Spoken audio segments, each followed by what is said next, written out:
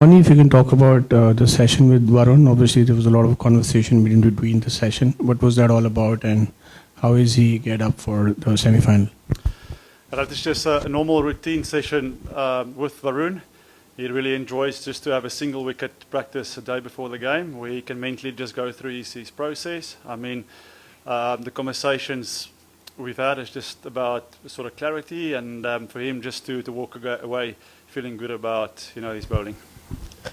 Coach, team had a lengthy session yesterday, but there are news reports going on that session was delayed by 1 hour due to superstition, lunar eclipse. Is there any truth to it? If you can explain a bit. Yeah, look, I mean, I was told about the lunar eclipse, and the session was pushed backwards. But I think the most important thing to focus on was the quality the guys put in that hours with the train, which was great to see.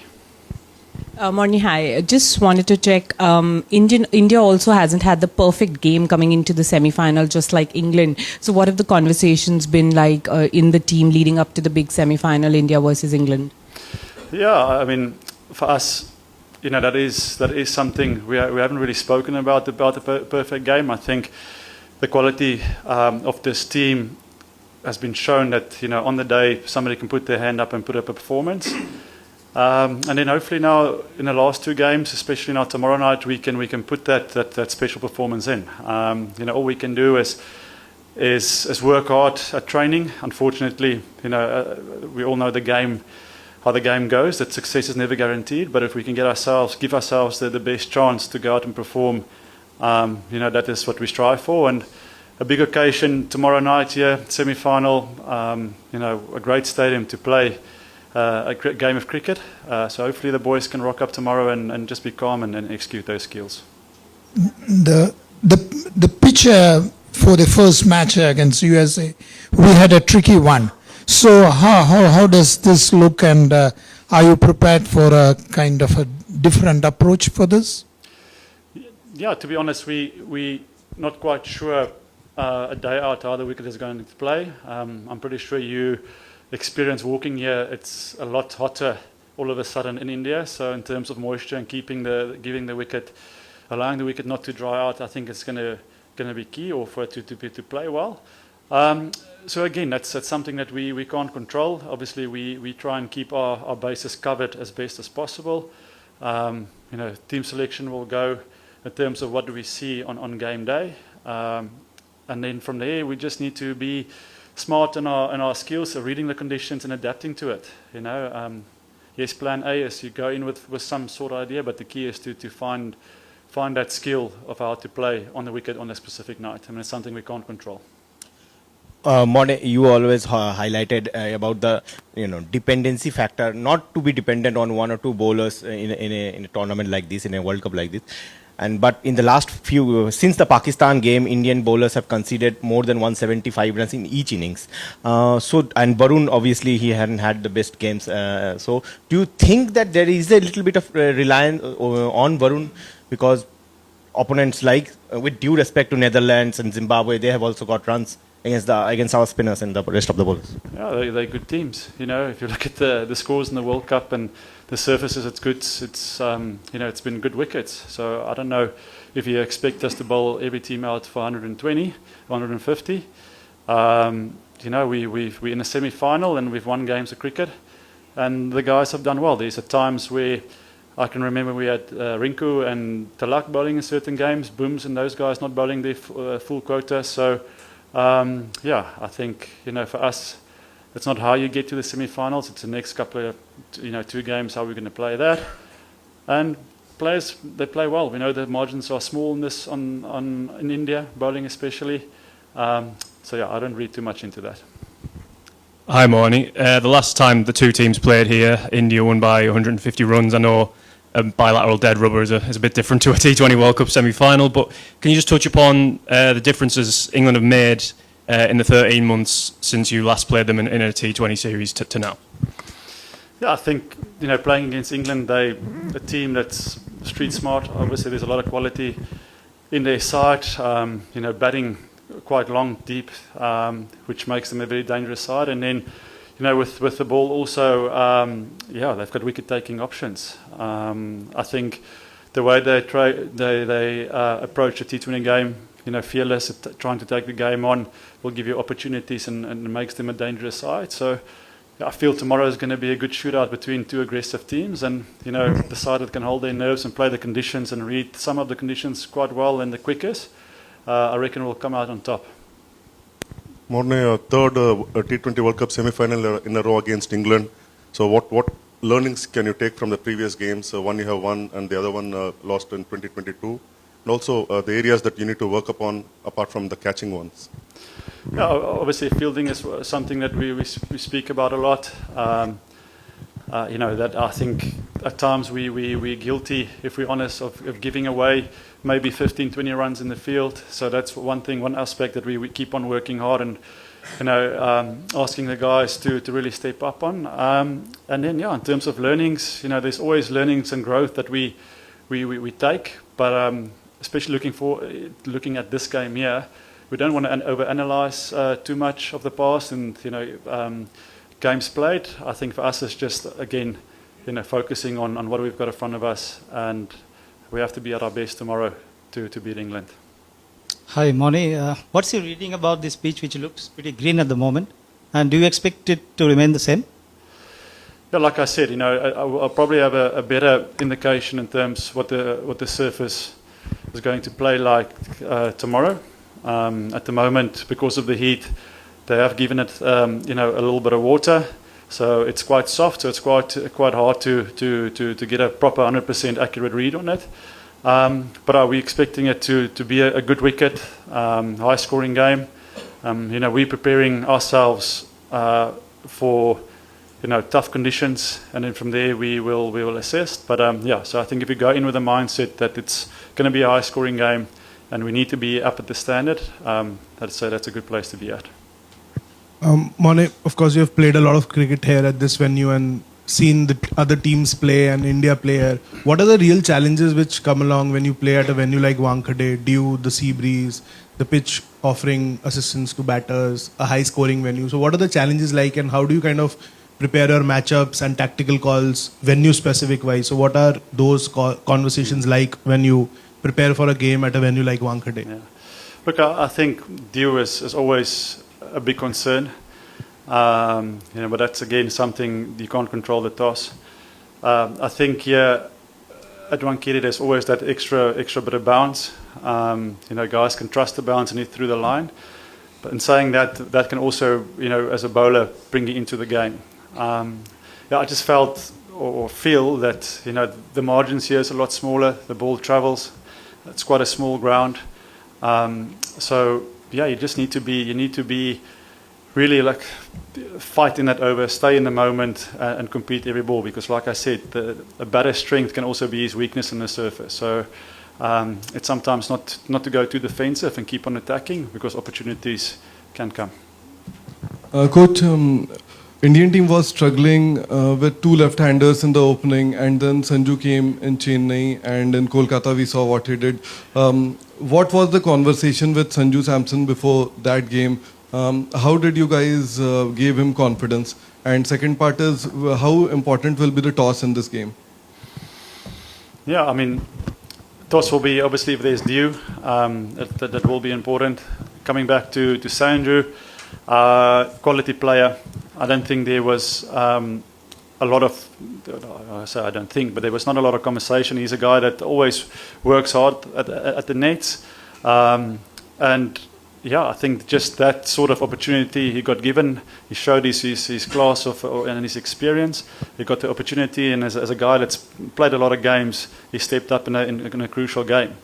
From a coaching or from the mentor sort of side, it was just about giving him the backing. Although he sort of lost his place in the team, for him it was always at nets to make sure he gets the quality work in, because you never know in a tournament that a situation like we found ourselves can always be there. So credit to him, for not losing that hope, keep on working hard, keep on grooving on his strengths, and then taking the opportunity. I think in professional sport it's all about staying ready, so you don't have to get yourself ready, if I can say that.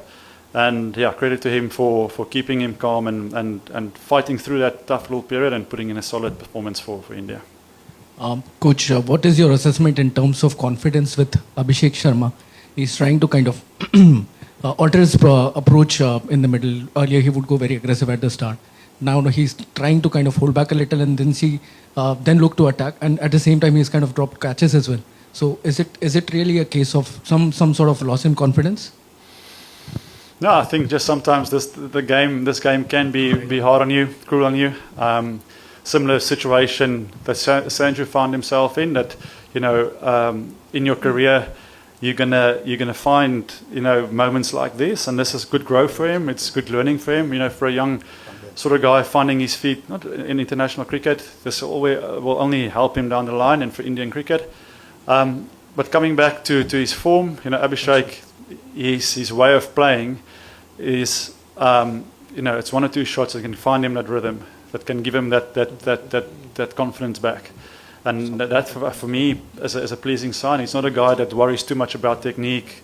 Normally those sort of players take a lot more time to get into confidence. So, like I said, it's a fresh page for him tomorrow. Opportunity to go and do well. Scored 100 here against England not so long ago.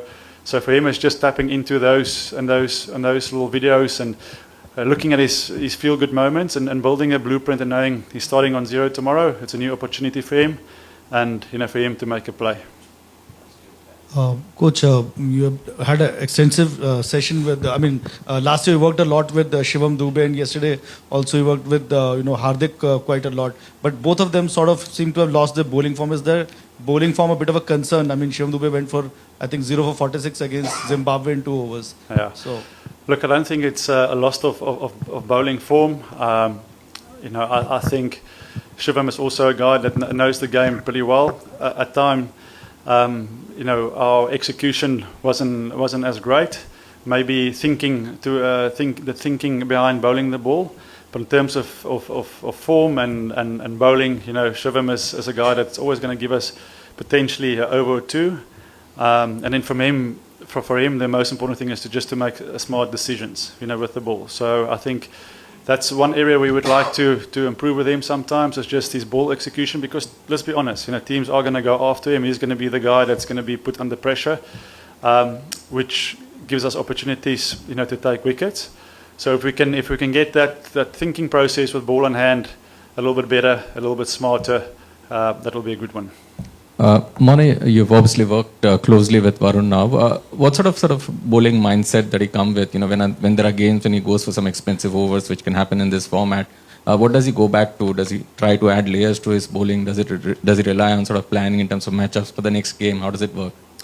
It's a tricky question to answer here now. Obviously I can't reveal his process, but I keep on telling him that in our bowling lineup, with the skill and variation Varun's got, he's got the ability to take a wicket, almost every ball. So if the boundary, or if he goes for a boundary, or if the ball, he bowled, it's not executed as well as possible, for him it's just to move on to the next one and make sure he commits to that next ball. I think he's a highly skillful guy, hard to pick once you walk into the crease. So for him it's just about getting that confidence with the ball, getting his speed, his length, control right, and not try and overthink it. I think with Varun at times, to his credit, he wants to be a big performer for the team, so he'll put a little bit of pressure on himself. But he's a match winner for us, and for him it's just to stay and bowl every ball and make sure it's his best ball. Morne, you spoke about 15 runs conceded in the field. India's dropped 13 catches in this tournament. It's a problem that's been accompanying us for a long time in England, in the Test series, at the Asia Cup as well. How much does it pull a side down when you put down as many catches as you do? Obviously, nobody looks to drop a catch on purpose. It's not like we don't train it. There's a lot of focus going into our fielding, and that was one of the key points heading into the World Cup here. So the guys do train and work hard on our fielding. At times, is it a mindset thing? I can't answer that. But yeah, like I said, for us it's just to keep on doing the hard work, really focusing on specific, getting certain players into the hot spots and the right areas. And at times it's hard to do that because you're also working against overrate. So that's the responsibility that the players need to take on the field, is to find yourself in a position in the hot zones and to work a little bit extra.